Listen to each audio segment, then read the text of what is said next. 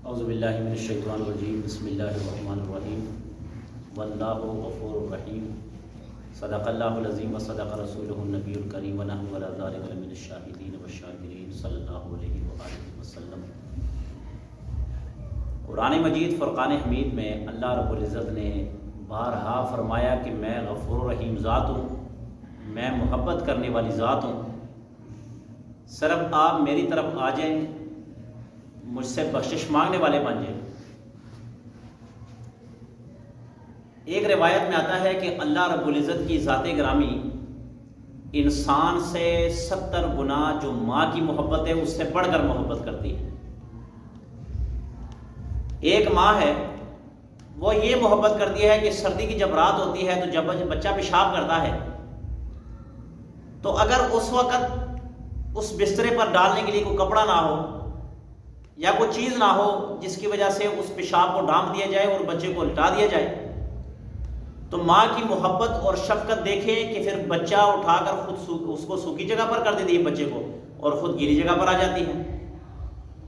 اور آپ نے بھی یہ بھی منظر دیکھا ہوگا کہ جب گھر میں ایک روٹی ہو اور بچہ روٹی مانگ رہا ہو اور ماں کو بھوک لگی ہو تو ماں اپنے بھوک کو مٹا کر اپنے بچے کو کیا دیتی ہے؟ روٹی دے دیتی ہے۔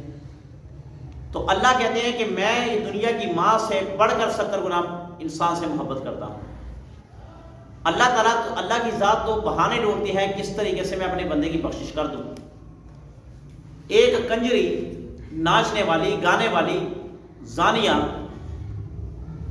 اب وہ ایک راستے میں جا رہی تھی، ایک کنواں ہے، اس کنویں کے قریب ایک کتا بیٹھا ہوا اور اس کتے کو پیاس لگی ہوئی ہے اور وہ بار بار اس کنویں کی منڈیل پر منہ رکھ کر پانی کو دیکھ کر اپنی زبان کو دیکھ کر زبان کو رکھ کر اور بار بار پانی کو دیکھ کر ہانک رہا تھا، یعنی کہ پیاس شدید اس کو لگی ہوئی تھی، شدید پیاس لگی ہوئی تھی۔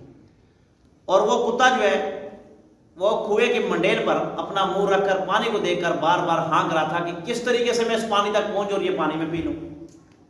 اب یہی کنجری جو ناچنے والی، گانے والی، ڈانس کرنے والی زانیہ تھی، اس کی نظر اس پہ پڑ گئی کتے پر کہ یہ تو پیاسا ہے۔ اب اس نے کیا کیا کہ اپنا جو دوپٹہ تھا، اس کے گلے میں دوپٹہ تھا، اس نے دوپٹہ اتارا اور دوپٹہ اتار کر جو اس کا جوتا تھا اس جوتے کے ساتھ اس دوپٹے کو باندھ دیا، باندھ کر اس کنویں میں اس کو لٹکایا اور لٹکا کر جتنا پانی اس سے نکلتا تھا اس نے کتے کی منہ میں ڈال دیا، پھر نکال دی، پھر کتے کی منہ میں ڈال دی، یہاں تک کہ کتے کی پیاس بجھ گئی۔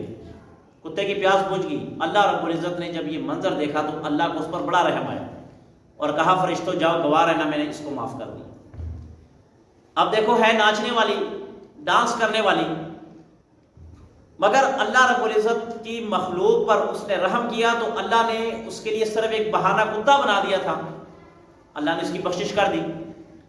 قیامت کے دن ایک آدمی آئے گا، اللہ رب العزت فرمائیں گے جا بھی تجھ پر جہنم واجب ہے، جا چلے جا، تجھ پر جہنم واجب ہے۔ اب وہ آدمی کیا کرے گا؟ ایک قدم آگے رکھے گا اور ایک قدم پیچھے دیکھے گا، ایک قدم آگے رکھے گا پھر مڑ کر پیچھے دیکھے گا، پھر ایک قدم آگے رکھے گا پھر مڑ کر پیچھے دیکھے گا۔ اللہ بلائیں گے ادھر آ بھائی، کیوں پیچھے دیکھ رہا ہے؟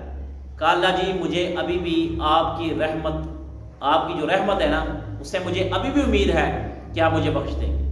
اللہ کہیں گے اچھا ابھی بھی امید ہے، جا چلے جا جنت، ہم تجھے معاف کر دیتے ہیں۔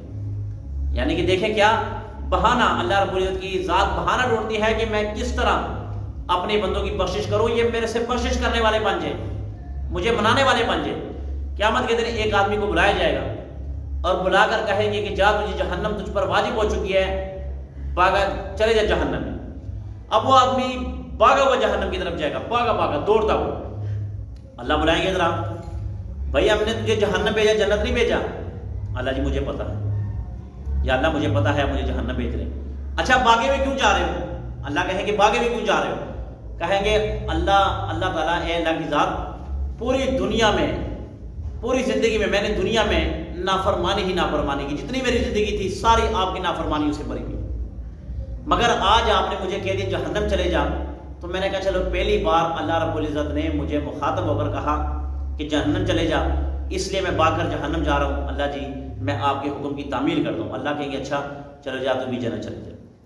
یعنی کہ اللہ رب العزت انسانوں کو کہتی ہیں کہ بس تم حلیہ بنا لو مجھ سے مانگنے والے میرے بندے بن جاؤ، میں تمہاری بخشش کر دوں گا۔ اللہ کی ذات یہ نہیں چاہتی کہ میں اپنے بندے کو جہنم بھیج دوں۔ اور نبی پاک صلی اللہ علیہ وآلہ وسلم کے سامنے، آپ صلی اللہ علیہ وسلم کے سامنے ایک یہودی کا جنازہ گزرا۔ جب جنازہ گزرا تو نبی پاک صلی اللہ علیہ وسلم کی آنکھوں سے آنسو آ گئے، آپ رو پڑے۔ صحابہ نے کہا یا رسول اللہ، یہ تو یہودی ہے، کافر ہے، آپ کیوں رو رہے ہیں؟ اللہ کے نبی نے فرمایا کہ ہے یہودی، ہے کافر، مگر ہے میرا امتی، کاش یہ جہنم سے نکل کر جنت والا ہوتا تو مجھے اس بات کی خوشی ہوتی۔ یعنی کہ اللہ بھی اور اس کے رسول صلی اللہ علیہ وآلہ وسلم بھی انسان سے محبت کرتے ہیں، اور انسان کو یہ کہتے ہیں کہ انسان سیدھے راستے کی طرف آ جا۔ ہمیں بھی سوچنا چاہیے یہ فتن دور ہے، اپنی ایمان کی حفاظت کریں، اپنی ایمان کی حفاظت کریں، کسی نہ کسی طریقے سے دین کے شعبے سے لگے رہیں، دین کے ساتھ جڑے رہیں۔ یہ آپ جو آتے ہیں یہاں پر بیٹھتے ہیں، سنتے ہیں، یہ وقت آپ کا فضول نہیں جاتا، قدر فضول نہیں جاتا۔ اللہ کی قسم ممبر پر بیٹھا ہوں، کل قیامت کے دن یہ جو وقت ہے نا آپ کا، یہ جو آپ یہاں پر آ کر بیٹھ کے سنتے ہیں، سیکھ کر چلے جاتے ہیں، کسی کو جا کر بتلاتے ہیں، قسم خدا کی یہ وقت بڑا قیمتی ہے۔ یہ میرا بھی قیمتی ہے، آپ کا بھی قیمتی ہے۔ اب دیکھیں کئی نوجوان اس وقت کوئی گانوں میں، کوئی فلموں میں، کوئی ڈانس میں، کوئی سلیما میں، کوئی فلمیں دیکھ رہا ہوگا، کوئی کیا کر رہا ہوگا، مگر اس وقت سب سے بہترین اور بہتر مخلوق اور بہتر لوگ وہ ہیں کہ جو اللہ کی دین کو بیان کریں اور اللہ کی دین کو سن رہے ہیں۔